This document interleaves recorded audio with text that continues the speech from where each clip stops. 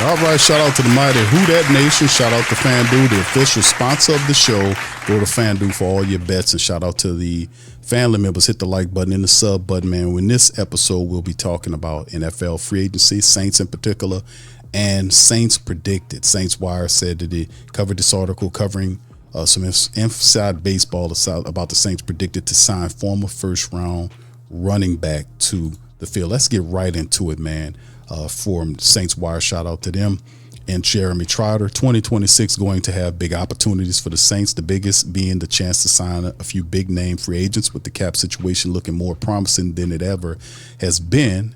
If the Saints play things well, they can bring in one or two very talented pieces to fill out the roster in addition to making their draft selections.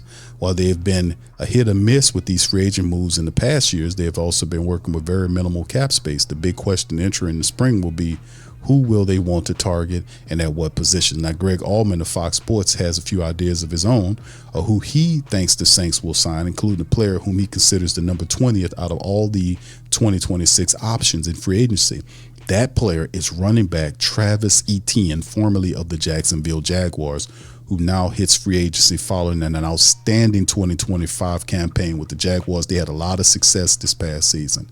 So Etienne, who's 27, has been a steady run presence in the last 4 years in Jacksonville, rushing for 1,100 plus yards and 7 touchdowns, keeping him while mean a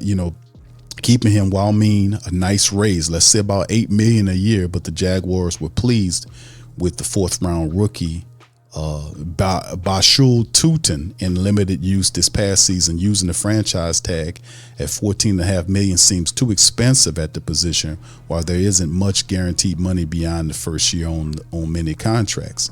He predicts he signs with the Saints. Why? Because Etienne will be a massive addition to the Saints, and after putting up almost 1,400 scrimmage yards last season, he can end up receiving a pretty hefty contract.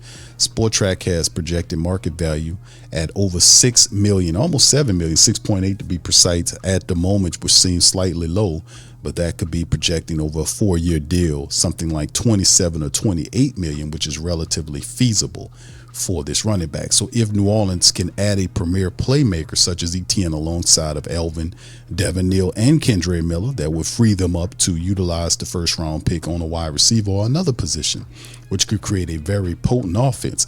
It's just a matter of whether or not they're willing to dish out money so soon after clearing their cap situation up. So Travis Etienne as a possible running back in the Big Easy.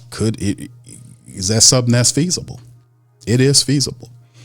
But there, like I said, there's a bunch of really good running backs. Travis Etienne is one of many really solid backers that'll be available in free agents. Now, I do like this writer's suggestion about Travis Etienne. I like where he's going because we're looking at the fact that 2 of the 3 runners the Saints currently have in their depth chart, at the top of it, Alvin Kamara and Kendre Miller, options 1 and 2, are guys that are currently on 1-year contracts. Alvin Kamara is in the final year of his deal. We also have the fact that you have Devin Neal, who's a young running back coming into his 2nd year, that ultimately got hurt. Then so you're looking at certain characteristics here and saying, okay, this is a futuristic move. Now, Etienne is a guy that has a similar skill set to Alvin Kamara. He's a guy that can run in between the tackles. He can run outside. He's very fast. He's elusive. He can catch the ball really well out the backfield. And he's really developed well in Jacksonville's system. So having him here with the Saints could definitely be, not to say an upgrade over Alvin, because even if you did make this signing, it would be cool, because what it does is it gives you a running back who you can bring in and Alvin Kamara can act as a mentor to this running back, but if you sign him, he will more than likely be the star running back because of the money. Let's make no bones about it. So we approach a situation where if you're the Saints, you got to make a decision coming up next year so they can do a number of things. A lot of people think that the Saints could take Love in the draft, if he falls to him at that position. So there's a lot of different things to kind of look at in terms of free agency. Like I said, I like I like the call for getting a running back like Etienne. But like I said, there are quite a few runners out there.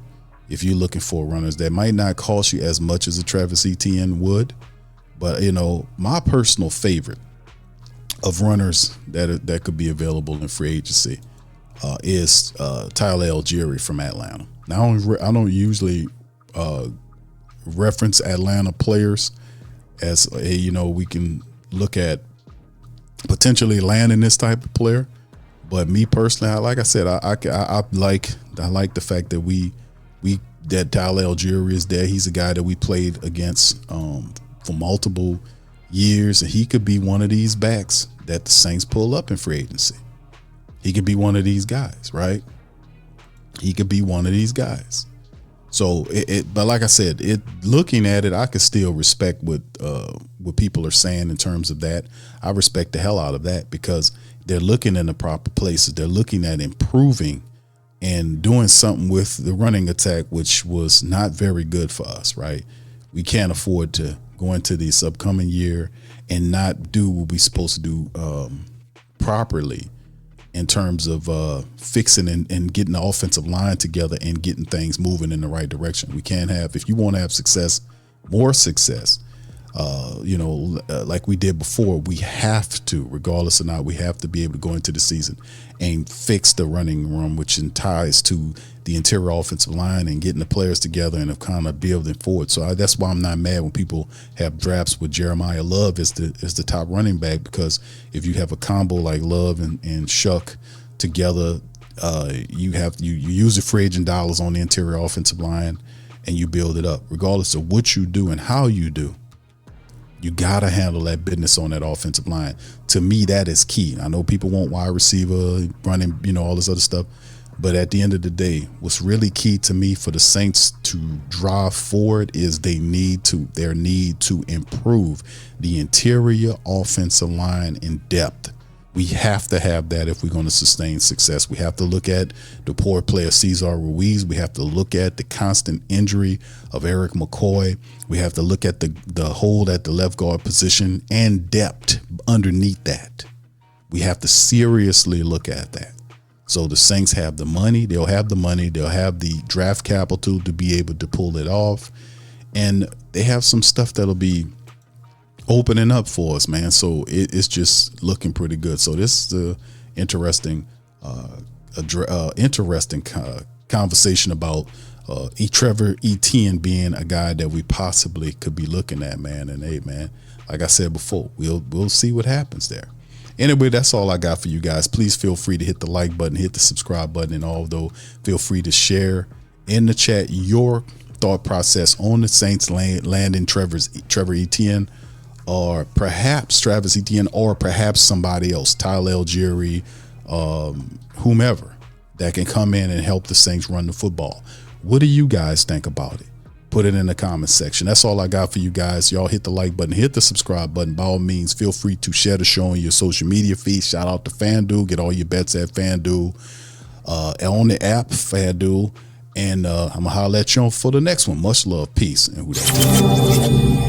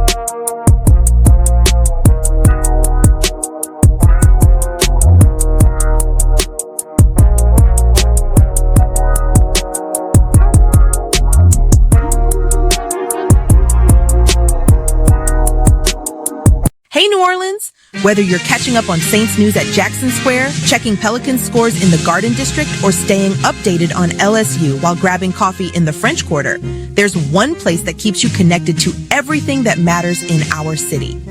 From Bourbon Street to the Superdome, from Preservation Hall to the Riverfront, New Orleanians are staying in the know with the whodatdaily.com. Your daily source for Saints, Pelicans, LSU, and all the sports, music, and culture that makes our city special. At work downtown, at a game in the Dome, or just relaxing by the Mississippi, wherever life takes you in the Big Easy, you can stay connected. Because when you're from New Orleans, you don't just live here. You stay in the NO. That's stay in the know. Visit the WhoDatDaily.com and never miss what matters most to Who Dat Nation. Welcome to the Pro Shop, where we create authentic NOLA-inspired clothing for men, women, and children. From Saints jerseys to Pelicans gear, everything's crafted right here in New Orleans. Whether you're shopping the Pro Shop, the Pel Shop, or the Pro Shop Kids, we've got your whole family covered with genuine merchandise that represents our city's spirit. Check for links in the description section below or in the chat.